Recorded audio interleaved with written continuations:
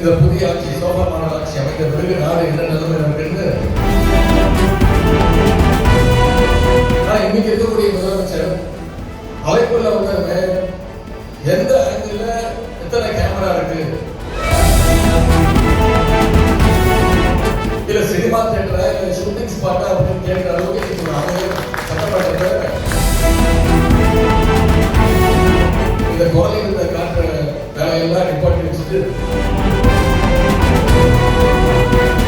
இந்த புதிய ஆட்சி சோபா மாடல் ஆட்சி அமைந்த பிறகு நாடு என்ன நிலைமை இருக்குன்னு அத்தனை பேருக்கு தெரியும். அனைவரும் தொலைக்காட்சியில் பார்த்துட்டு இருக்கீங்க. குறிப்பா சட்டமன்ற நிகழ்வுகளை இன்னைக்கு அனைவரும் தொலைக்காட்சியில டிவியில பார்த்துட்டு இருக்கீங்க. ஆளுங்கட்சி வரிசையில் இருக்கக்கூடியவர்கள் அடிக்கின்ற கூட்ட நீங்க எல்லாம் தொலைக்காட்சியில பார்த்துட்டு இருக்கீங்க.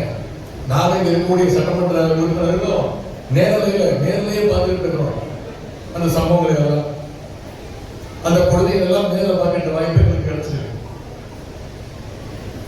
இதுக்கு ஏன் தமிழ்தாய் வாழ்த்த தேசிய ரெண்டு முறை பாடுறீங்க, தமிழ்தாய் வாழ்க்கையை ஒரு முறை தான் பாடுறீங்க அப்படின்னு கேட்டா அதுக்கு முதலமைச்சருக்கு பதில் கிடையாது.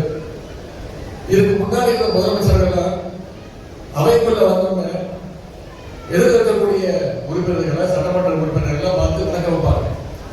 ஆனா இன்னைக்கு இருக்கக்கூடிய முதலமைச்சர் அவைக்குள்ள வந்தவங்க எந்த ஆங்கிள் எத்தனை கேமரா இருக்கு அப்படிங்கிறத பாக்குறத முதல் வேலையை வச்சிருக்கிறாரு.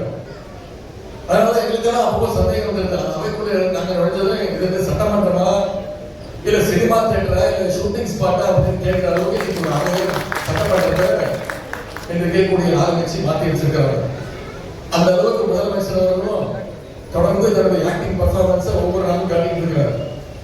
அது மட்டும் இல்ல, அவைக்குள்ள கதை சொல்றேன்னு எதையோ வளரிட்டு இருக்கிறார். நம்முடைய தலைவரை அவர் தேடிட்டு இருக்கிறாராம். நம்ம தலைவர் என்றைக்குமே தேடி கண்டுபிடிக்கிற இடத்துல இருந்தவர் இல்ல. நம்முடைய தலைவர் அவர் எப்பொழுதுமே மக்களோடு மக்களாக இருந்தவர் தான், இன்றைக்கும் இருப்பவர் தான் நம்முடைய தலைவர். மக்களுடைய இதயத்துல பல்வேறு திட்டங்கள் மூலம் இருக்கிறார். தேர்தலில் வெற்றி வாய்ப்பு இருந்தாலும் தில்லா தெம்பா போய் தொகுதி மக்களை சந்திச்சு நன்றி சொன்னவர் நம்முடைய தலைவர் அவர்கள். முதலமைச்சர் அவர்கள் கலந்துகிறார். ஆனா இவர் டீச்சர் பெறப்பொறுத்ததில் இருந்து ஒரு வாட்டியாவது போய் நன்றி சொன்னாரா பார்த்தீங்கன்னா நிச்சயம் கிடையாது. விசா டைம்ல போலீஸ் தேடினப்போ தானா போய் கைதானவர் நம்முடைய தலைவர் அவர்கள்.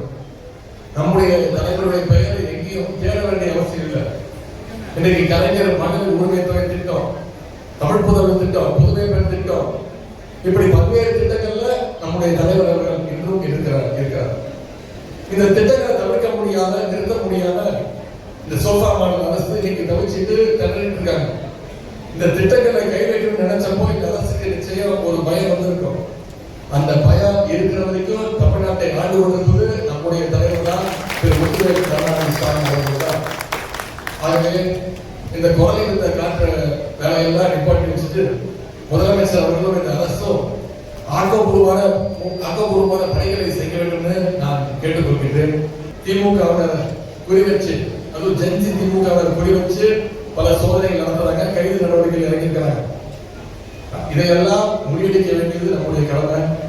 இந்த ஆட்சியாளருடைய அநியாயங்களை உடற்பரப்புகளாக நாம் ஒன்றாக இருந்து நாம தோல்விச்சு காட்ட வேண்டும்.